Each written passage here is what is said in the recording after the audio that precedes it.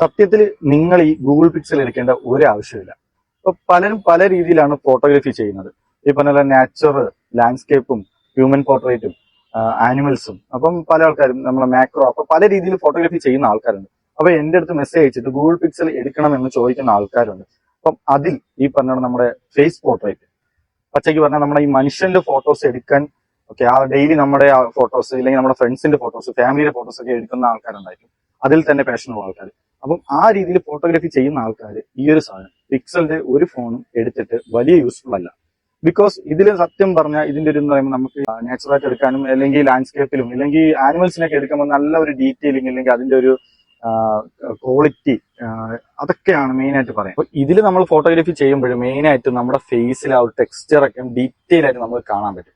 സത്യത്തിൽ നമ്മുടെ മനുഷ്യന്മാർക്ക് ഫോട്ടോഗ്രാഫി ചെയ്യുമ്പോൾ നമ്മുടെ മനുഷ്യരെ ഫോട്ടോ ഹ്യൂമൻ പോർട്രേറ്റ് എടുക്കുമ്പോൾ നമുക്ക് ഇത്ര ടെക്സ്ചർ ആർക്കും ഇഷ്ടപ്പെടാറില്ല.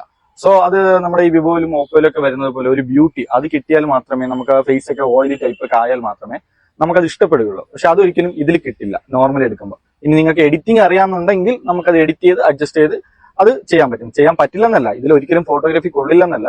നമുക്ക് മറ്റ് ഫോണുകൾ അപേക്ഷിച്ച് വിവോവും ഓപ്പോയൊക്കെ വെച്ച് കമ്പയർ ചെയ്യുമ്പോൾ നമുക്ക് ഐഫോൺ ആയാലും അതിന്റെ അത്രത്തോളം ഇതിൽ ഹ്യൂമൻ പോർട്രേറ്റ് പോരാ എന്നാണ് ഞാൻ ഉദ്ദേശിച്ചത്. അല്ലാതെ ഇതിൽ ഫോട്ടോ എടുക്കാൻ പറ്റില്ല എന്നല്ല, ഞാൻ ഇതിൽ ഫോട്ടോസ് ഒക്കെ എടുക്കുന്നുണ്ട്. അപ്പൊ എന്തായാലും നിങ്ങളുടെ ഫോട്ടോഗ്രാഫി സ്റ്റൈൽ എന്ന് പറയുന്നത് ഫേസ് പോർട്രേറ്റ് ഈ മനുഷ്യന്മാരുടെ ഫോട്ടോഗ്രാഫി ആണ് എന്നുണ്ടെങ്കിൽ നിങ്ങൾ ഒരിക്കലും ഈ ഫോൺ എടുക്കേണ്ട കാര്യമില്ല. ഞാൻ ഇത് റെക്കമെൻഡ് ചെയ്യില്ല.